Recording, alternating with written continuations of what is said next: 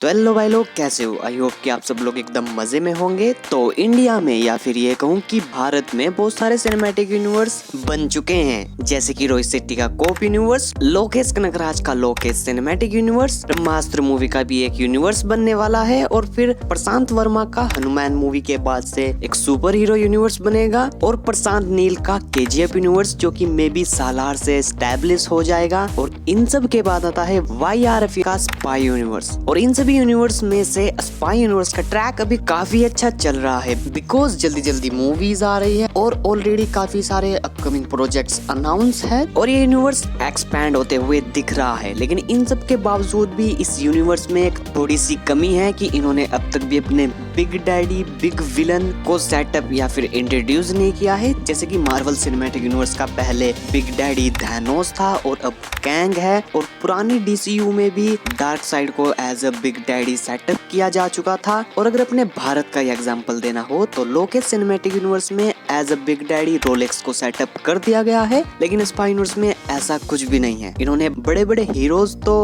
अपने यूनिवर्स में ले आए, जैसे कि सलमान, शाहरुख, ऋतिक, लेकिन उनसे लड़ने के लिए भी तो कोई चाहिए। जब आप अवेंजर लेवल मूवी लेकर के आओगे जिनमें कि ये तीनों इकट्ठा होकर एक पिक्चर में आएंगे, तो उनसे कौन लड़ेगा? जिसके बाद की महाराज की वीडियो में यही क्वेश्चन होने वाला है कि who is Thanos of spy universe, या फिर ये कह लो कि स्पाई यूनिवर्स का मेन विलन कौन है। जिनमें से कि हम आगे आने वाली मूवीज के विलन्स की बात करें तो हमको 2 विलन्स के बारे में पता है। इसके ऊपर से यशराज वालों ने क्या सोच रखा है भगवान जाने। लेकिन अगर इन विलन्स की बात करें तो सबसे पहले टाइगर 3 का विलन आतिश, जिनका रोल प्ले कर रहे हैं इमरान हाशमी। तो अगर ये इसको टाइगर 3 में नहीं मारते हैं, और टाइगर 3 के ट्रेलर को देखने के बाद, इमरान हाशमी के मोटिवेशंस को जानने के बाद, मैं ये तो कह सकता हूँ कि भाई कैरेक्टर में पोटेंशियल तो है, ये स्पाई यूनिवर्स का बिग डैडी बन सकता है। जिसमें कि भाई इमरान हाशमी के कैरेक्टर में मेरे को जो सबसे अच्छी बात लगी कि वो एक फिजिकली स्ट्रॉन्ग विलन नहीं है, वो मुक्केबाजी नहीं करेगा, बल्कि वो मेंटली प्रिपेयर्ड है, एक्सपीरियंस्ड है, और अपना एक एक कदम कैलकुलेट करके चलता है, विच मीन्स कि ये कैरेक्टर माइंड गेम खेलने वाला है। और इन तीनों हीरोज के सामने मे बी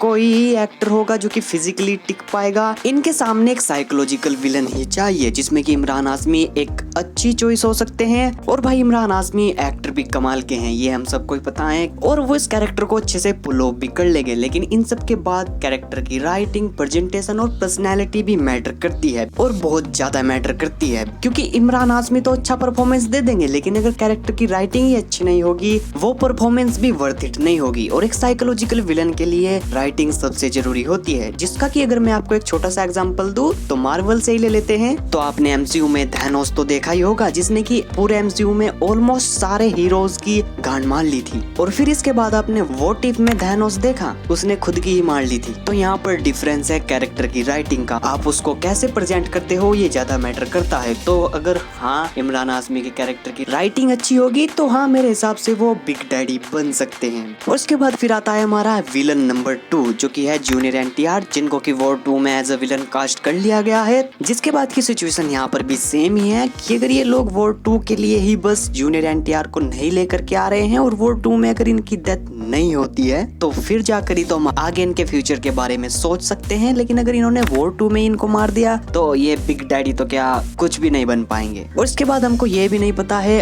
अभी तक कि जूनियर NTR का कैसा विलन होने वाला है वॉर 2 में, या फिर वो एक एंटी हीरो होने वाले हैं वॉर 2 में, कुछ नहीं पता है। लेकिन अगर एक्टर वाइज हम देखें तो जूनियर NTR एक कमाल के एक्टर हैं, और RR मूवी में हम उनको देख चुके हैं कि इस बंदे में पोटेंशियल तो है। और इन 3 महापुरुषों के सामने मे बी ये कुछ हद तक टिक तो सकता है। और RR मूवी से इनको पॉपुलैरिटी भी काफी अच्छी मिल चुकी है, एक जाना पहचाना चेहरा है, जो कि इन सब के बाद आई थिंक जूनियर NTR एक अच्छी चॉइस है स्पाई यूनिवर्स का मेन विलन बनने के लिए। बाकी तो यशराज वाले ही जाने उनको आखिर करना क्या है। लेकिन आपको क्या लगता है? मेरे लिए आपका ओपिनियन ज्यादा इम्पोर्टेंट है, तो बताओ जूनियर NTR और इमरान हाशमी में से कौन स्पाई यूनिवर्स का थैनोस बन सकता है आपके हिसाब से? अपना ओपिनियन कमेंट में जरूर बताना। साथ ही वीडियो अच्छी लगी हो तो लाइक कर देना, चैनल पर नए हो सब्सक्राइब कर लेना। मैं मिलता हूँ आपको अगली वीडियो में। जय हिंद, वंदे मातरम।